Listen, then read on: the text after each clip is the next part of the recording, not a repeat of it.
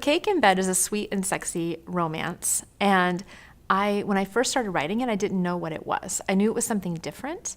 It definitely took me a lot longer to write because I was busy promoting the rest of the brand and doing a lot of events and everything. It's a romantic comedy, a romance novel is very different than a children's picture book. And I didn't realize there was such a connection until we were going through the editing process. And I realized that even though this is for a totally different audience, mostly women, grown-ups, of course, it still has the same underlying message, which is self-love.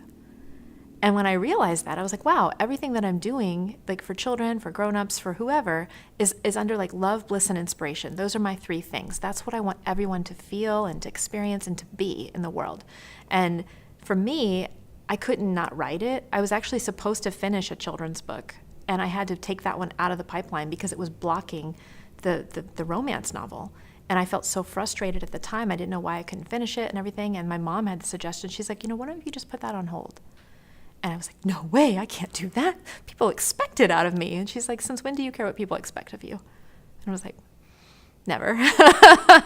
So when I took that one out of the way, the words just flowed out of me. And the novel came out, and I was a little nervous at first because it is so different, but my fans are very intelligent, and most of my fans are parents. I actually have a lot of teenager fans, like a lot of grown-ups who maybe don't even have children, and they want something to read for themselves. So while they're shopping for books for the special children in their lives, they're really excited to find that there's something for them too.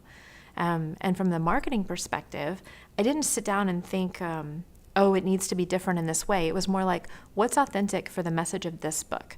Who wants to read this? Because I wrote something that I wanted to read. I wasn't seeing representations of women the way that I and my friends are. And I got tired of seeing the cliches and the women obsessed with shoes and purses and dogs and who are catty and gossipy. And, I didn't want to see that anymore. Like, I wanted to read something about a wholehearted woman who's killing it in business and maybe doesn't have a clue about love, but's figuring it out. I wanted a happily ever after. So I thought about my fans and who would be interested in reading something like that. And then I wrote the marketing copy to appeal to them. Everything that I did, even the Cake in Bed moment photo contest with people all over the world submitted pictures of themselves eating cake in bed. And it could be, flirty, it could be fun, it could be with their family, with their dogs. It was so creative. And so that's kind of the feel of it that I wanted to have, which is still in alignment with my overall Sheri Fink brand. But grew it in a new direction that was really fun for me to explore. So my advice would be fearless in whatever you want to write and trust that you will find the right audience. Just don't try to think so hard about it. Feel what you would want to read in order to inspire you to purchase something. Write that. Just write that from the heart, the marketing copy too. And I think you will reach the people that you're meant to reach.